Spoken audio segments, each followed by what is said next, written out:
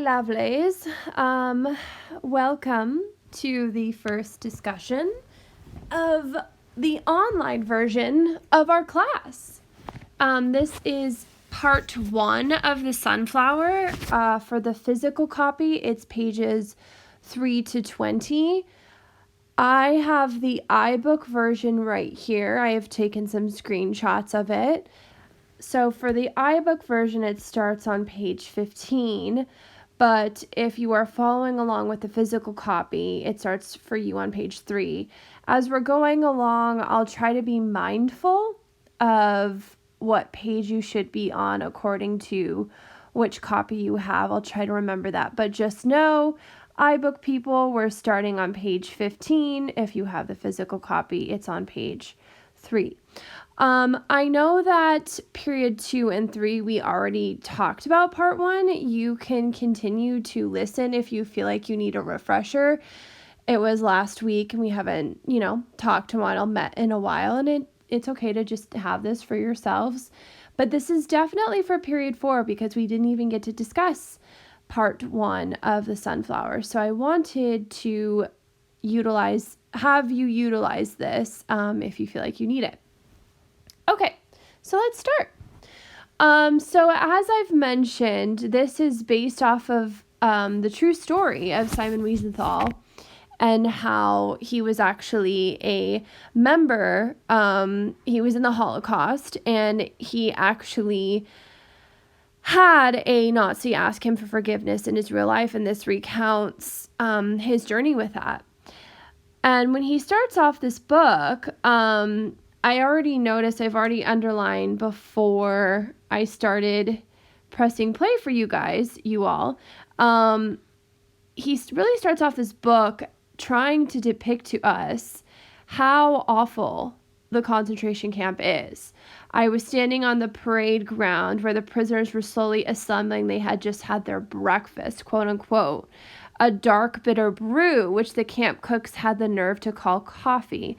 The men were still swallowing the stuff as they mustered for the roll call, anxious not to be late. So if you look at the word choice here, even swallowing the stuff as they mustered for the roll call not to be late. So just picture, I think his word choice is very calculated here, of trying to create this this tone of discomfort. I mean, I don't even know if discomfort is the right choice for this. I think it's beyond discomfort of what these members of the concentration camp had to face, but he's very calculated in that. And even going down here, they usually hid behind, he's talking about the members of the SS here, they usually hid behind the huts, and whenever they felt like it, they swooped like birds of prey,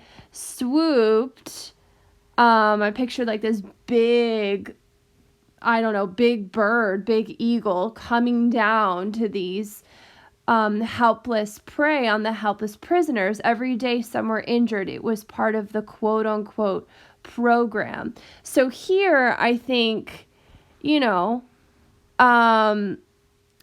I think this kind of really shows the rhetoric of the time, us continuing that discussion about rhetoric and how people were able to get away with doing horrible atrocities to people because it was part of the quote unquote program. So I think Simon Wiesenthal is really trying to show that to us, show that what it was like for him and what that reality was of the time. And he really sets that tone up for us, of us trying to come back to that time with him. Okay, so let's move on. I am going to the next page in the iBook. It's on page 16 and 17. If you are following along with me in the physical copy, let's see. we are still on page 3. This is the end of page 3 for the physical copy, and this starts with page 4 for the physical copy. Okay? It was late at night. So we'll continue. I think here, let's see, what do I want to talk about? Actually, I think I want to start talking about, right here. The people in the ghetto, I'm right here. The people in the ghetto had plenty of information, and we in the camp had only a small share of their knowledge. We had to piece bits together from the scanty reports of those who worked outside during the day and overheard what the Poles and the Ukrainians were talking about. Facts or rumors. Interesting. Sometimes even people in the street whispered a piece of news to them from sympathy or as consolation. So I think even something as small as not being able to understand fact from rumor, not only do we see on the previous page of how they were treated like birds of prey. They quote unquote had breakfast. They quote unquote, it was part of the program. But now they can't even decipher facts from rumors. So knowledge is being taken away from them. They don't have basic knowledge. And if someone doesn't have basic knowledge,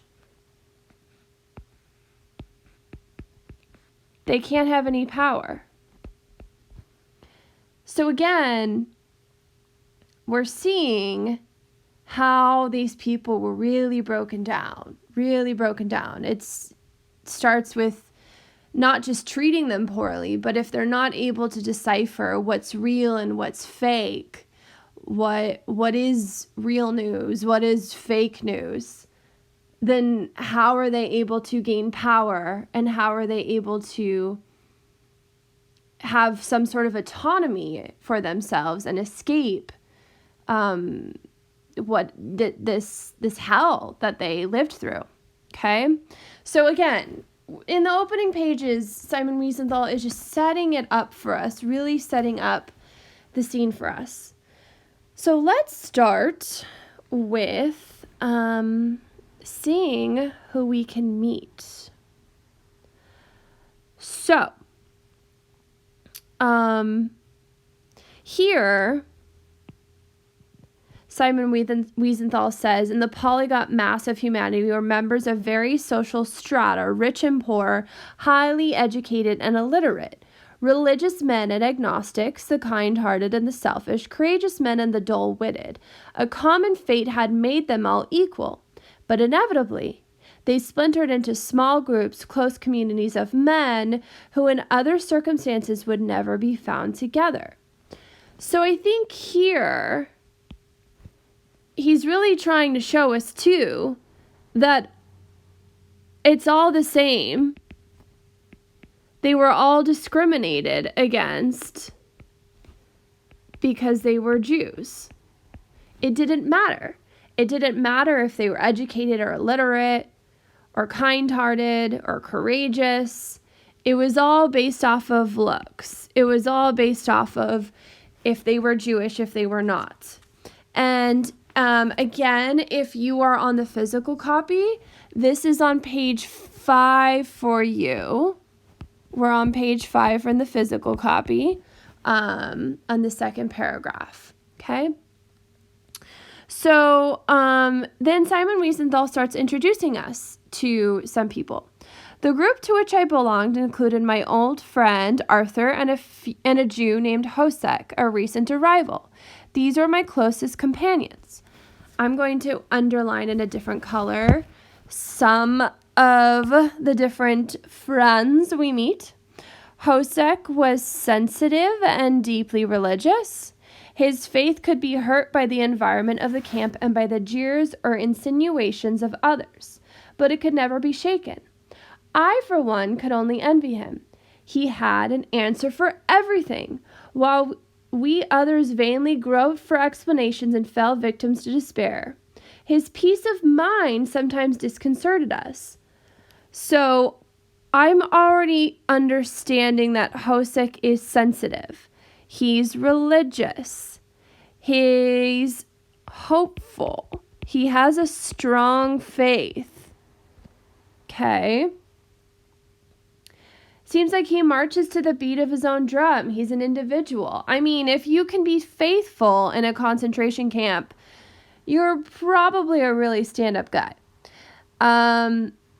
Arthur, on the other hand, Arthur gets green.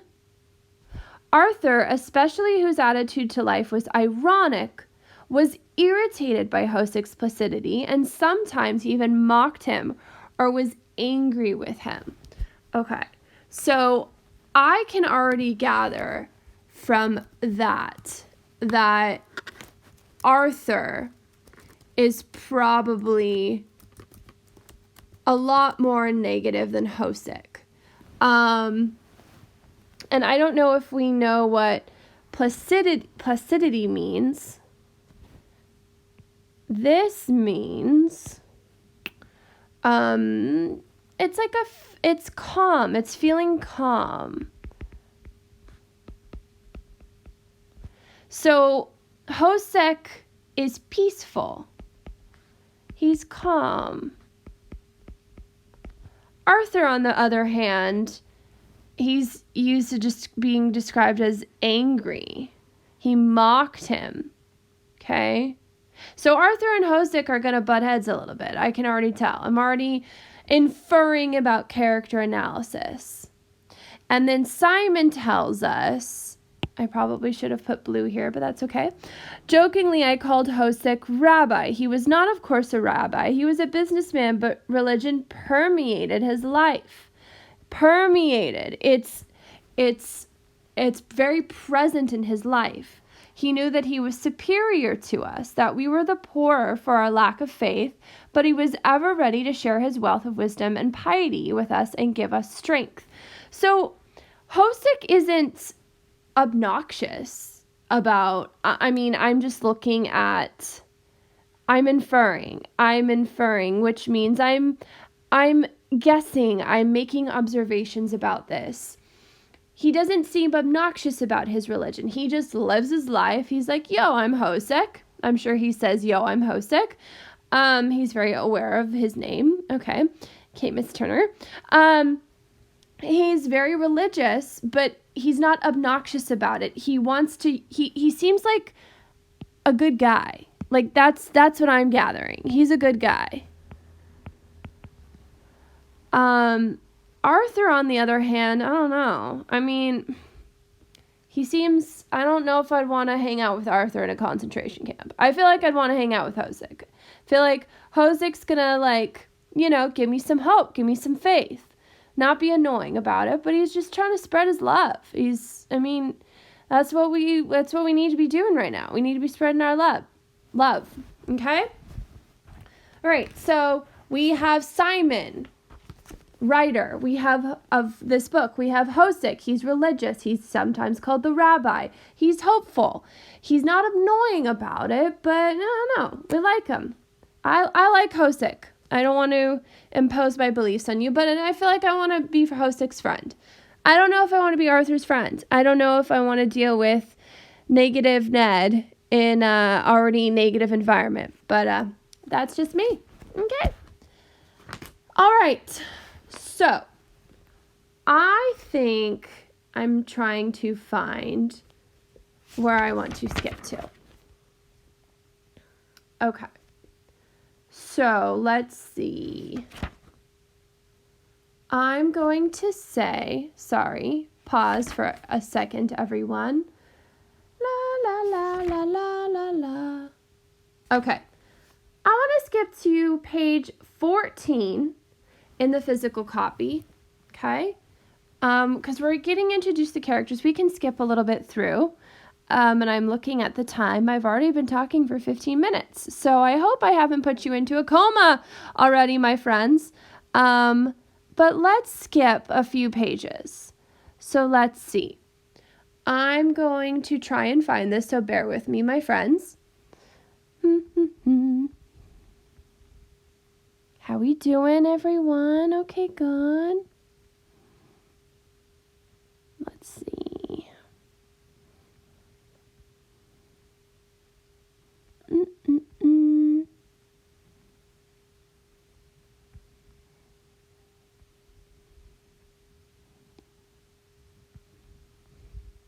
There we go. Okay. This is where I want to go to. So, again, if you are following along on the physical copy, I'm on page 14 right now.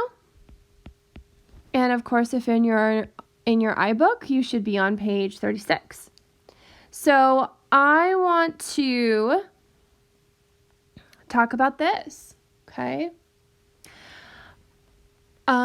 Physical copy people, I'm on, I don't know, the second to the last paragraph right here.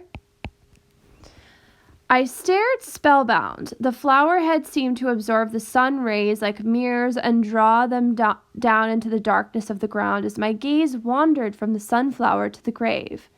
It seemed to penetrate. I love this word choice he uses. It seems to penetrate the earth, and suddenly. So look at that imagery right there. The flower heads seem to absorb the sun's rays like mirrors and draw them down into the darkness. The flower heads seem to absorb. They're taking the sun rays like mirrors and draw them down into the darkness of the ground as my gaze wandered from the sunflower to the grave. It seemed to penetrate the earth, and suddenly I saw before me a periscope. It was gaily colored, and butterflies fluttered from flower to flower. Were they carrying messages from grave to grave? Were they whispering something to each flower to pass on to the soldier below? Yes, this was just what they were doing. The dead were receiving light and messages. So he's talking about the sunflowers right now on the German soldiers' graves. So he's seeing all of these sunflowers on the German soldiers' graves. And this is a very powerful passage right here. Let's keep reading. Suddenly, I envied the dead soldiers. Each had a sunflower. To connect him with the living world, and butterflies to visit his grave. For me, there would be no sunflower. I would be buried in the mass grave where corpses would be piled on top of me. No sunflower would ever bring light into my darkness, and no butterflies would dance above my dreaded tomb. So I think this really goes along with one of the purposes of this book. And we're seeing that play out right here. So Simon Wiesenthal is very interested in the fact that these German soldiers get to have sunflowers. These Nazis that have presumably done horrible things to Jews get to have this connection. I'm going to erase this really fast. I want to write there. They have this connection to the outside world. They have a legacy. They have some sort of legacy. And I don't know if any of you, I'm going to connect sunflower. For him, the legacy of the Nazi soldiers, when people die, let me back up. When people die, we honor them in some way. We bury them. We get to go to where they're buried, and they have a tombstone, and they have some sort of memory of, they leave a legacy of physical, tangible representation of their life. But for Jews in the concentration camp, they were corpses. Do you see this comparison? They're just corpses. These Jews are corpses, while these Nazi soldiers, these dead soldiers, have a connection. They have a connection. They're connected with the living world and butterflies to visit. But Simon Wiesenthal doesn't have that. So if we're going back to the title of this book, The Sunflower, he's trying to leave his legacy. I think Simon Wiesenthal is trying to tell his legacy. He is trying to write his own legacy. He's trying to recreate his own sunflower. Maybe on behalf of himself, maybe on behalf of the other Jews, I'm not sure. But he's trying to tell his story. He's trying to connect with the living world because he doesn't want to be a corpse. He doesn't want that. He doesn't want to just be a dead body on top of a dead body. He wants to humanize himself in some way. He wants to humanize the Jews. He wants to tell his story, the Jews' story. Okay? So kind of going back to the purpose of this, he's trying to leave his legacy on this planet. Right? So I think those are some of the major parts that I want to talk about in part 1. I will probably do a separate version for part 2, but I hope this was helpful. Let me know if you have any questions, if you have any concerns. I am happy to clear them up with you.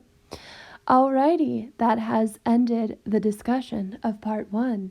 Stay tuned, my loves.